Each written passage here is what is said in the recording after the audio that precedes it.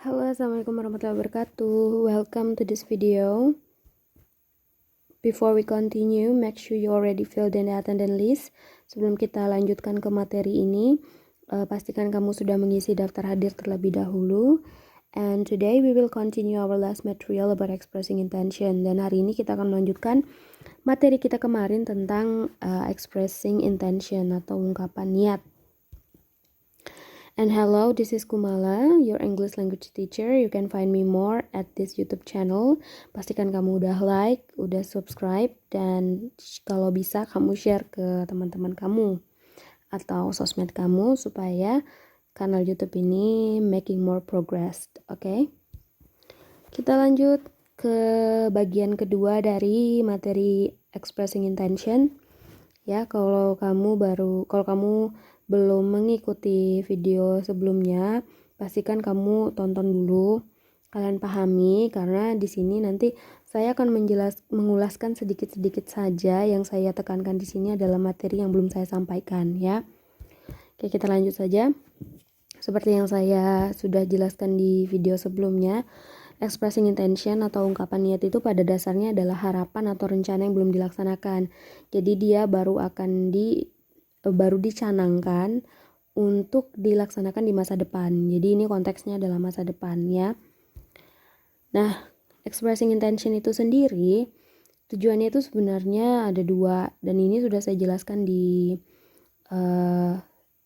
materi yang sebelumnya, ya, di video yang sebelumnya.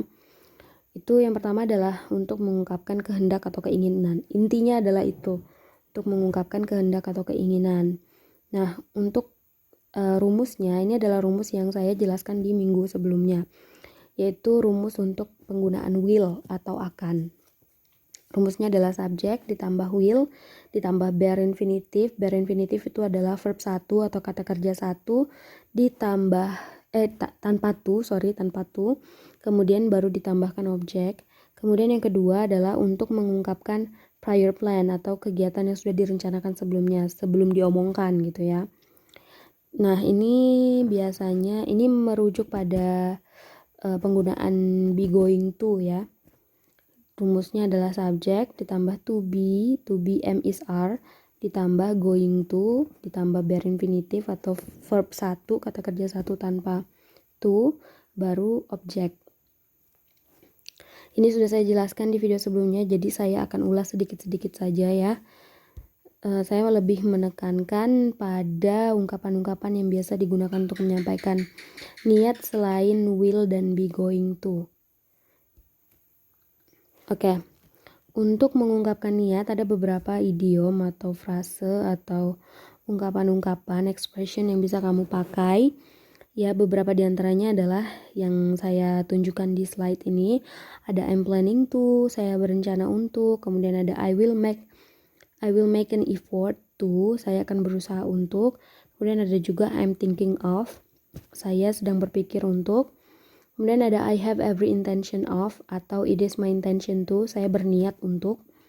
Kemudian juga ada we would like to, kami ingin, dan she would rather, dia lebih memilih. Nah, khusus untuk would like to dan would rather ini, meskipun ada sama-sama ada kata would-nya, tapi artinya itu sama sekali berbeda. Ya, kalau would like itu adalah ingin artinya.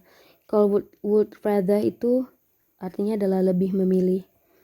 Jadi kalau yang di atas ini biasanya dia diikuti oleh kata kerja, ya, to infinitive. Namanya to infinitive atau kata kerja satu yang didahului oleh to. Kemudian kalau she would rather ini biasanya dia diikuti oleh than atau daripada, karena kan memilih di antara dua atau lebih pilihan. Jadi kamu memilih satu pilihan di antara banyak pilihan. Jadi biasanya ini diikuti oleh than atau daripada. Kita lanjut. Nah, ini contohnya, contoh penggunaan kalimatnya, ya. Yang pertama ada ini dua cewek di sini, ya, lagi duduk di sofa. Cewek yang pertama berkata, where will you go after we graduate? Kamu mau kemana setelah kita lulus? Kemudian cewek yang pakai baju hijau menjawab, I'm planning to move to USA next year. saya berencana untuk pindah ke Amerika Serikat tahun depan. Jadi dia baru berencana ya, belum pindah. Pindahnya itu nanti di tahun depan. Ingat, lihat di sini ada penggunaan I'm planning. Saya berencana. Oke, kita pindah ke contoh yang kedua. Ada cowok dan cewek di situ ya. Yang cewek bertanya, "Have you prepared?" Oke, di sini harusnya ada D-nya ya.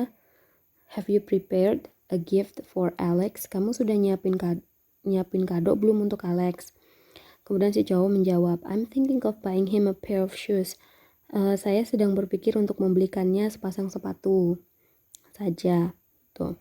Jadi masih dia pikirkan untuk membeli sepatu, dan tapi belum dia beli gitu ya, baru dia canangkan, baru dia pikirkan. Oke, paham? Nah, expressing intention itu yang akan kita pelajari di bab ini basically ada 3. Ada simple future tense, ada would like, dan would rather. Simple future tense ini termasuk di dalamnya adalah will dan be going to. Ini will nanti sama shall ya, karena artinya kan sama, cuman penggunaannya saja yang berbeda. Dan be going to, ini sudah kita pelajari di video sebelumnya. Jadi fokus dari video yang sekarang ini adalah yang would like dan would rather ya. Tapi nggak apa-apa, saya akan jelaskan lebih jelas di sini ya. Kalau simple future tense itu adalah sebuah jenis tenses atau bentuk waktu which is used, yang digunakan to express, untuk mengungkapkan, or show, atau menunjukkan a future action, tindakan di masa depan, or an action that will occur in the future, atau sebuah tindakan yang akan terjadi di masa depan. Jadi belum terjadi tapi baru akan terjadi. Bentuk waktu ya. Tenses. Kemudian ada would like. Nah, would like itu adalah we use would like or I'd like. Jadi would like ini kalau disingkat itu jadinya I'd like. Sama halnya seperti will yang kalau disingkat itu kan jadi apostrophe L, double L. Ya, sama would like itu kalau disingkat jadi apostrophe D, tanda koma atas D, like. Nah, we use would like ini, kita gunakan would like ini to say politely, untuk mengatakan secara sopan what we want, apa yang kita inginkan, especially when making offers, terutama ketika kita membuat tawaran, and a request, atau permintaan. Verbs that follow would like, kata kerja yang mengikuti si would like ini are in the to infinitive form, adalah dalam bentuk to infinitive. Nanti saya akan jelaskan apa perbedaan bare infinitive dan to infinitive ya. Sebenarnya sudah saya jelaskan di bab sebelum ini ya. Tapi nggak apa-apa, untuk yang baru bergabung, kelas yang baru mengikuti kelas bahasa Inggris saya akan jelaskan nanti di slide berikutnya ya. Kita lanjut dulu ke yang would rather. Nah, would rather ini digunakan untuk menunjukkan sebuah pilihan, bentuk pilihan dari pilihan yang berbeda. Seperti itu, intinya tentang pilihan lah ya. Kita lanjut. Kita masuk dulu ke simple future tense. Jadi di sini saya ulas sedikit saja karena saya sudah jelaskan di video sebelumnya ya. Nanti silakan tonton lagi video yang sebelumnya kalau mau mengetahui penjelasan yang lebih rincinya. Di sini saya ulas-ulas saja. Jadi di simple future tense yang pertama yang akan saya jelaskan atau saya ulas adalah yang will. Nah, will ini punya arti yang sama dengan shall. Cuman bedanya adalah kalau shall itu digunakan oleh subjek I dan we, supaya kesannya itu lebih sopan gitu ya. Sedangkan will ini digunakan untuk semua subjek. Tahu kan subjek kan? I, you, we, they, he, she, it. Tuh. Kalau shall itu biasanya untuk I dan we. Kalau will digunakan untuk semua subjek. Jadi I dan we juga boleh pakai will. Ya, rumusnya adalah kita pakai rumus yang atas saja ya. Tidak perlu pakai rumus yang bawah. Rumusnya adalah subjek ditambah will atau shall ditambah bare infinitive ditambah objek. Nah, ini yang perlu saya tekankan di sini adalah bare infinitive dan to infinitive. Supaya kalian paham dulu ya, bare infinitive, bare itu adalah verb 1 atau kata kerja 1 tanpa to. Jadi dia tidak diikuti oleh to ya. Jadi murni kata kerja 1 atau kata kerja pertama. Sedangkan to infinitive itu adalah kata kerja 1, kata kerja pertama, verb 1 yang didahului oleh to. Contohnya to go, to buy, to bring, dan lain sebagainya. Kalau yang bare itu kan ya go aja, buy aja, bring aja gitu.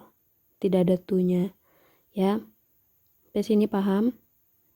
Kalau sudah paham kita lanjut ke contohnya. Contoh dari simple future tense will dan shall ini.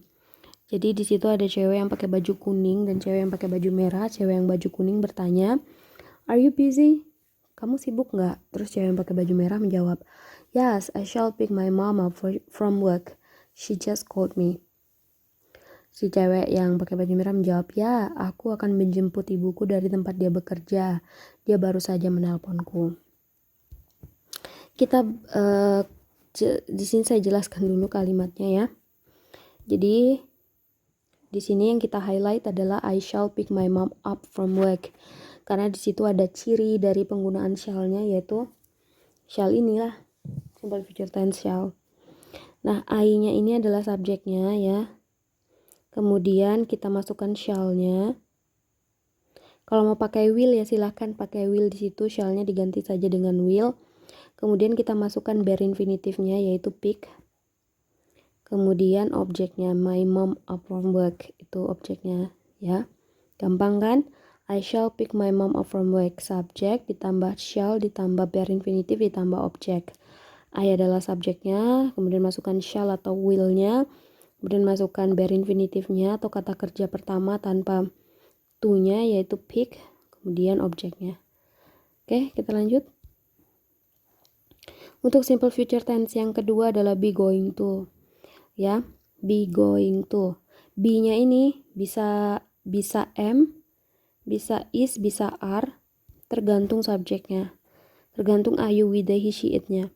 Ya. Jadi rumusnya adalah subjek ditambah to be. To be itu yang ini tadi 3 ini, am, is, are.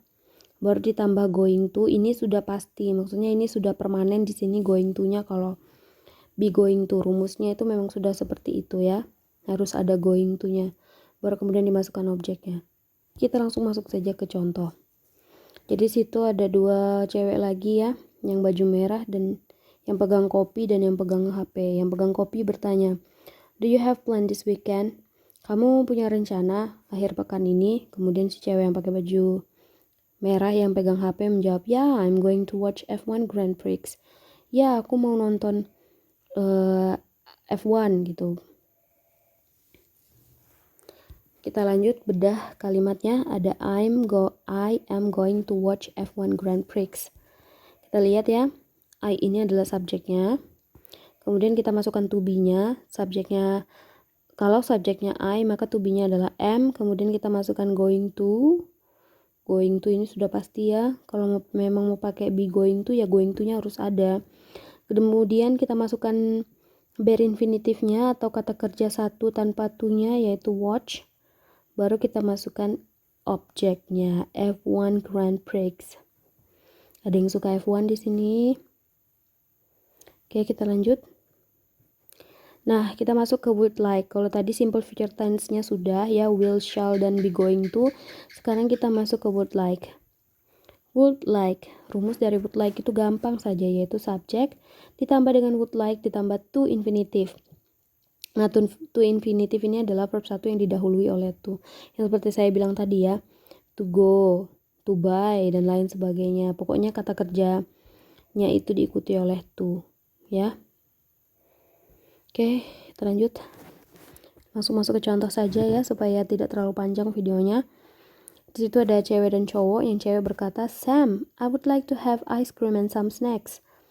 Sam, aku pengen ice cream sama beberapa snack gitu, cemilan gitu. Terus si Samnya menjawab, oke, aku akan membelikanmu beberapa.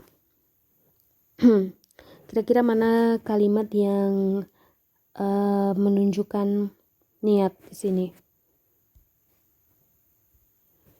Ya, of course inilah ya, I would like to have ice cream and some snack. Kenapa? Karena ada ciri di situ, ciri bahasanya yaitu would like gitu kan. Nah, ini penjelasannya. I would like to have ice cream and some snacks.